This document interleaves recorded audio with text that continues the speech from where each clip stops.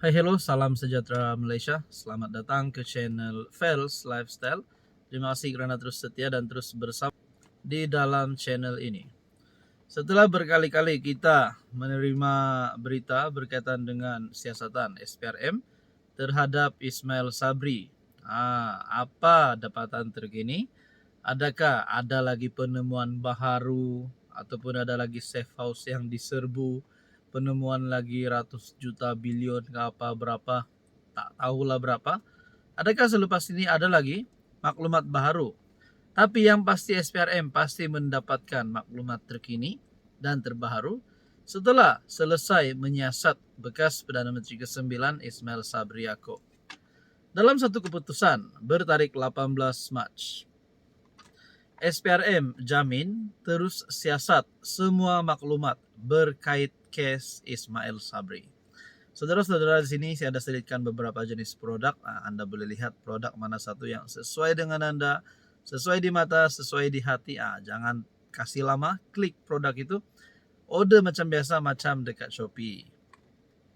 SPRM memberi jaminan dan komitmen untuk terus menyiasat sebarang maklumat yang dikaitkan dengan siasatan kes melibatkan bekas Perdana Menteri Datuk Seri Ismail Sabri Yaakob. Ketua Pesuruhjaya SPRM Tan Sri Azam Baki berkata, ini bermakna siasatan pihaknya tidak akan terhenti kepada perlakuan rasuah, salah guna kuasa, pengubahan wang haram dan penemuan wang tunai serta jongkong emas bernilai RM177 juta. Setakat ini siasatan dan rakaman percakapan berjalan lancar.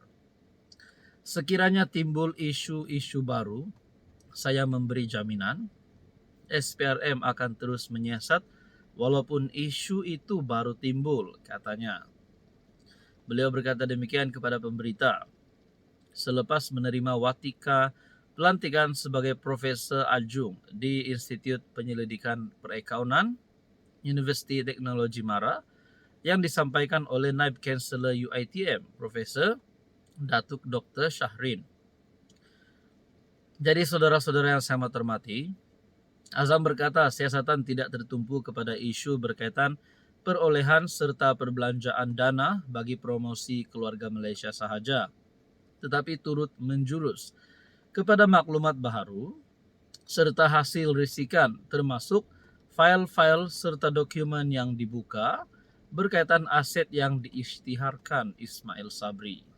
Selain itu, Ismail Sabri juga perlu menjawab tentang isu-isu rasuah yang dikaitkan serta ditomahkan terhadap beliau untuk membantu siasatan.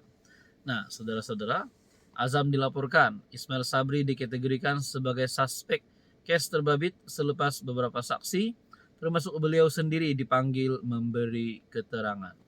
Jadi kita nantikan saja, kalaulah bekas Perdana Menteri ke-9 Ismail Sabri bersalah, sudah pasti kalau beliau dapat dibuktikan bersalah, memang tidak lain dan tidak bukan beliau akan ditangkap.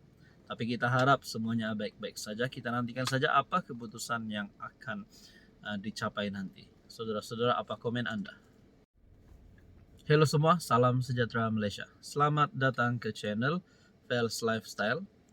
Terima kasih kerana terus setia dan terus bersama di dalam channel ini. Saudara-saudara yang saya amat hormati, tuan-tuan dan puan. Setelah timbul baru-baru ini berkaitan dengan isu pengehadan jawatan Perdana Menteri kepada dua penggal ataupun 10 tahun. Akhirnya ramai yang memberikan respon. Ada pandangan daripada kepimpinan kerajaan, ada pandangan daripada kepimpinan pembangkang juga.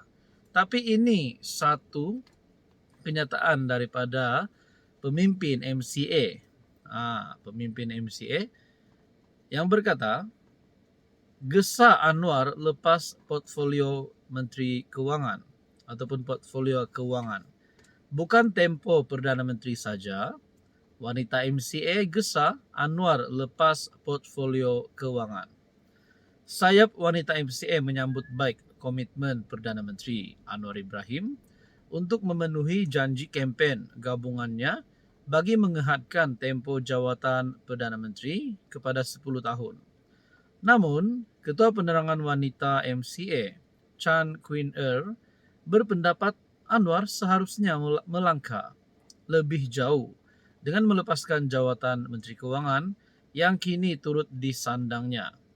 Dahulu PH menentang keras tindakan PM yang memegang jawatan Menteri Keuangan secara serentak. Mereka berpendapat penggabungan kedua-dua jawatan memberikan kuasa yang terlalu besar kepada satu individu dan melemahkan pemisahan antara kuasa eksekutif dan otoriti keuangan, katanya pada satu kenyataan. Chan turut menegaskan sejak pentadbiran Najib, tiada Perdana Menteri selepas itu yang memegang dua-dua jawatan tersebut secara serentak, sehingga Anwar mengambil alih pada tahun 2022. Adakah dengan ini kepimpinan daripada MCA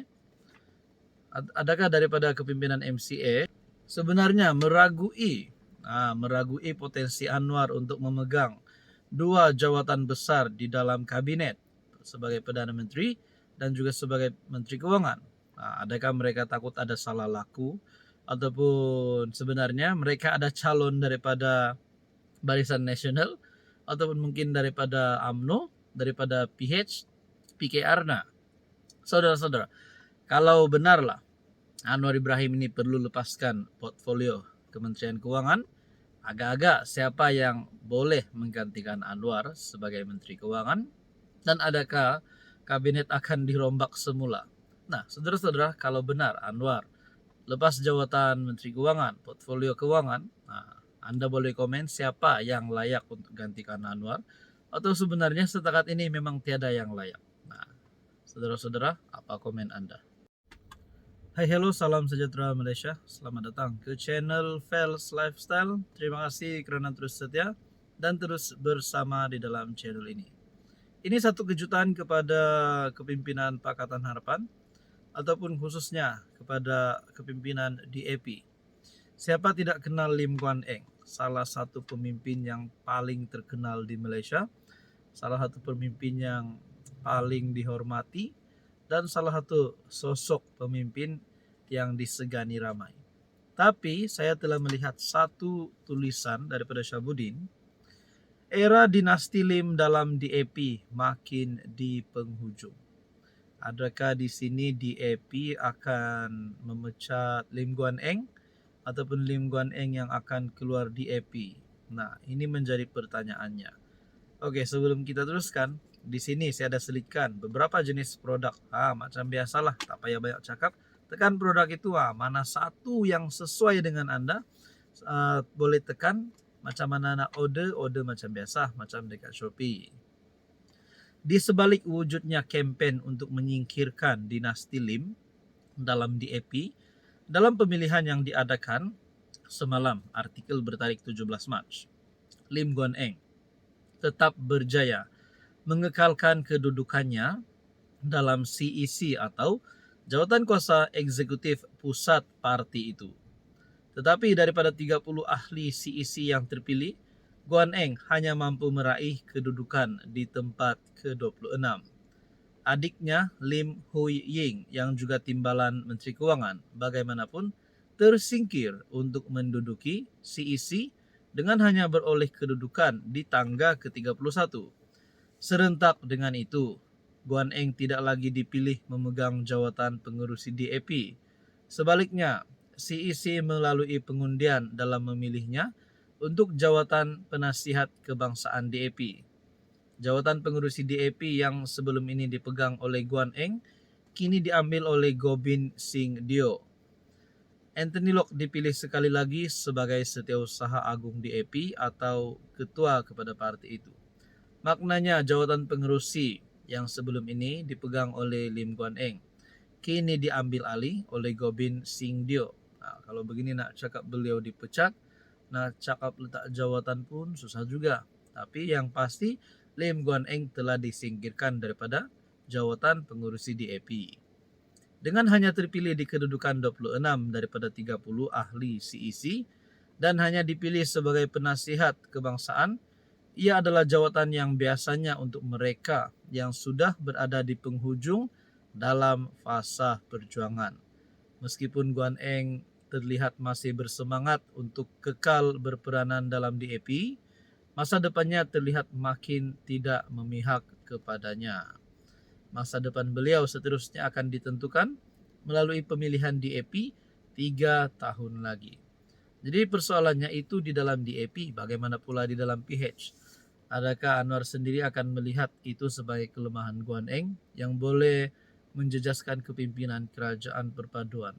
Kita pun tak tahulah, kita nantikan saja.